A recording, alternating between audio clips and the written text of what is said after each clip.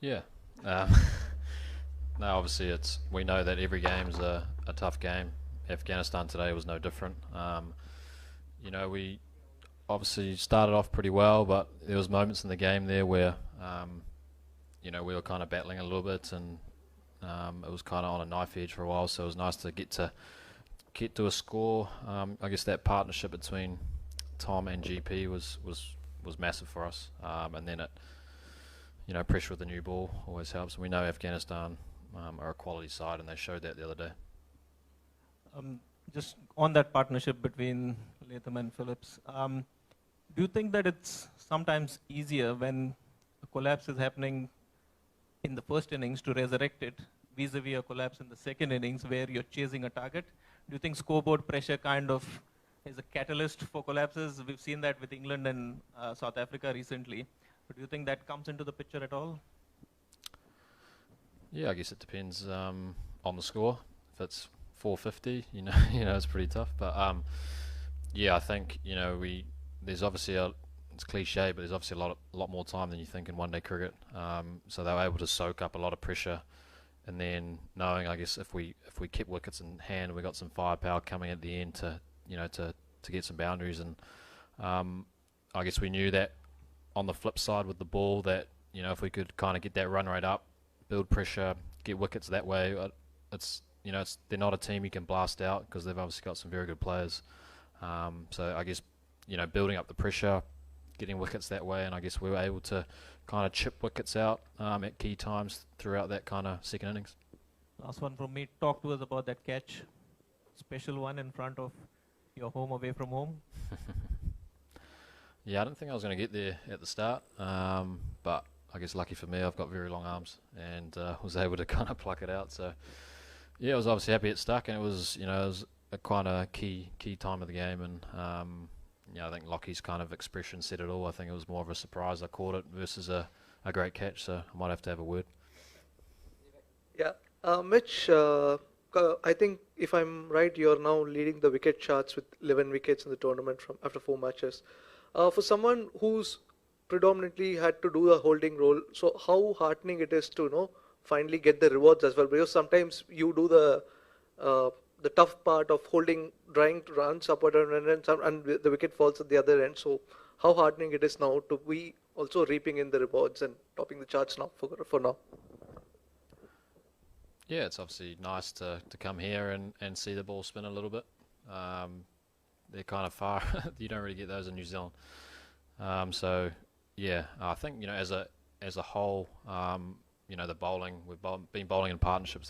That's what we talk about. I mean, the guys up front today, Bolton and Matt Henry, did an exceptional job getting that run rate up, and then it kind of makes them want to play bigger shots against in the kind of the middle. So yeah, I think as a partnership, as a unit, we've been bowling pretty well, and I was lucky to chip in today for a few, but I think the way the seamers kind of set that up was massive for us. Uh, yeah, Mitch, good to see you play back-to-back matches here. Uh, we have seen through the World Cup where like teams are like attacking more with the fast bowlers in the second power play, and you have like Lockie Ferguson at bowling in tandem with you all the time. So just taking forward from his question, like when do you like switch between attack and like probably like holding up, tightening up for Ferguson? How do you guys just go about in the partnership? Yeah, I guess that kind of the middle phase of a one-day, the key is to try take wickets. It's obviously challenging at times when teams obviously use that phase to kind of set up a platform and then have wickets in hand to kind of attack the last 10, 15 overs. So yeah, I guess it's nice for me when he's bowling 150 out the other end, because they might try to take me on a bit more and not face that.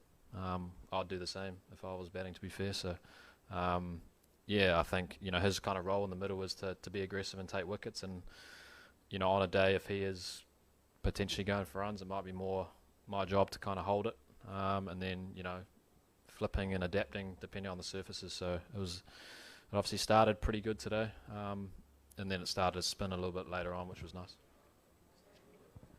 So, Mitch, coming to that phase where you lost quick wickets, and before Latham and Phillips took it all the way, it did give quite a scare, considering we have already had 2 upsets within 3 days. So I'd like to know what went wrong at that phase and what went right. What did you do right to get away from that phase? Yeah, I think you know, you got to give credit to Afghanistan. They kind of you know, they bowled extremely well at the top, and we know how good their spinners are through the middle, and it just takes kind of one to you know, open up an end. Yeah, I think obviously that kind of partnership between Young and Ravinja, we would have liked that to kind of continue a little bit longer, and but yeah, you know, the thing you talk about is not trying to lose, you know, wickets and clumps, and we did that, but then that happens. And then I guess for Phillips and Latham to kind of soak that pressure up and say, all right, we'll kind of stick in here for a little bit and try cash in later on, and that's kind of how it worked out, which was nice. So no time to stop. You're up against India next, and you are the only 2 teams unbeaten so far. So tell us what's going to be the next, what biggest challenge against the Indians? Yeah, it's we know they're going to obviously be a challenge at home. They look pretty tough to beat. So we'll have to do, you know, our assessment in Dharamshala, see what the wicket's gonna do, and you know, obviously there has been a little pace and bounce, but whether that is the case when we play them, we'll wait and see. So yeah, you know, we just got to kind of keep doing us, keep focus on the things we want to and how we want to play, and you know, obviously it's nice to be in this position to, you know, leading into this game. But we obviously know it's such a long tournament, and one loss, you know, isn't going to hurt you if you win the rest, or you know, you kind of look at that at the start. So we know they're playing some very good cricket. You know, I think power play with the ball is going to be very important. You know, the way Rohit's kind of getting them off to a flyer, and so I think we have to similar stuff to what we're doing, chip away, build pressure, do our things, see what happens. Hey Mitch, believe you're the second New Zealand spinner after Dan Vettori to 100 ODI wickets, one of your heroes. So how special is that? So sort of be there along with one of your heroes. Yeah, it's obviously nice to get to that milestone. Yeah, I guess I wasn't thinking about it too much leading into the game. It's just trying to perform my role and do a job out there, just like, you know, every other game. And I think I'm 200 odd wickets behind him, so it's going to be a tough challenge to get there. But yeah, you know, like obviously watched a lot of him do his thing over a long period of time, and I guess with the absence of T20 cricket, they played a lot of one days, so might be pretty tough to get there now. You sort of downplayed that catch, but then again, like you finished the innings with a bat, and then wickets with the ball, and of course that catch, and a large section of the Chepauk crowd cheering for you and Dev for obvious reasons. So overall, how good was the day today?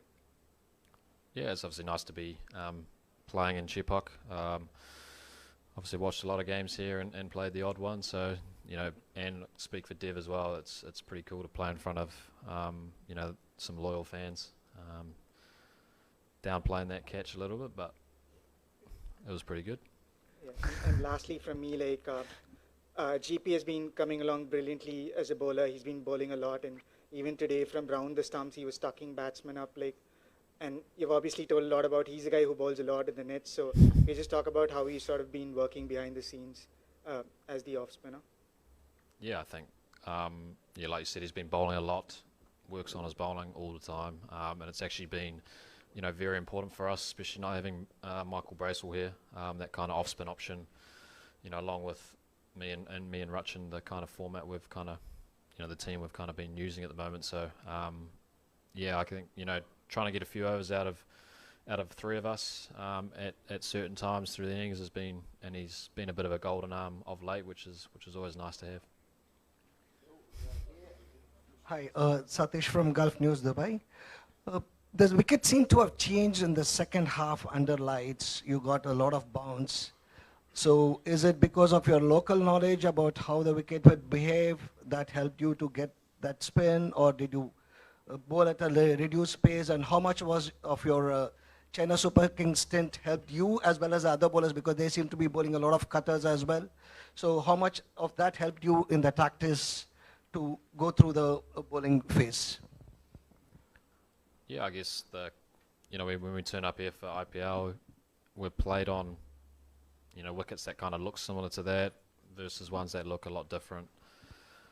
It obviously played a little bit different to the one against Bangladesh. That one had more pace and bounce, and then this one looked a little bit drier.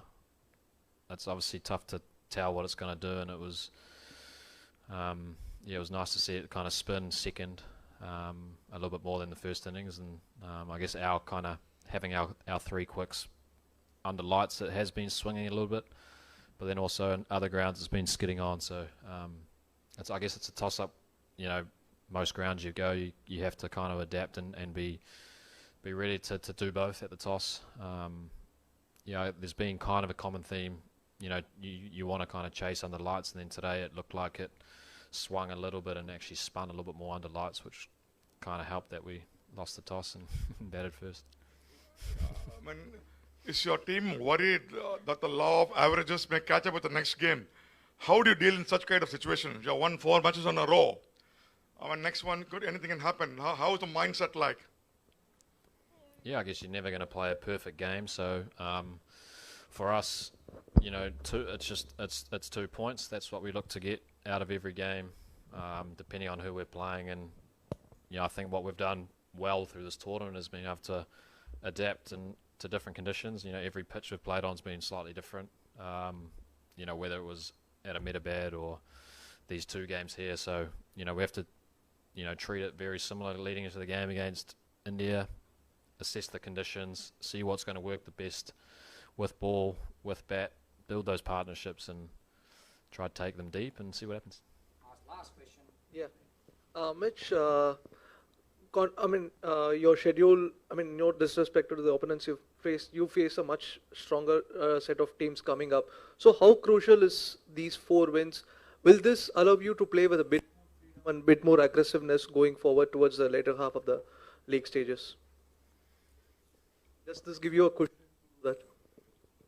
Yeah, I don't think we want to kind of read into it, going forward. I guess the nature of this tournament, we've got, kind of gaps between each game, so you've got, a bit of time to, scout and kind of assess who you're going to play, and then when it comes to game day, we just want to perform, do our roles, and then move on, and then again to something else. So we knew leading into this tournament that first game against England was going to be a massive one, because it's obviously the first game you're going to play, and then obviously able to get the win there, and then we knew that every team in this tournament can beat anyone on their day, and we've seen that already in this tournament. So I guess there's no real easy games, but we obviously go India, Australia in a row, and we want to just play our way, play similar, and see what happens really.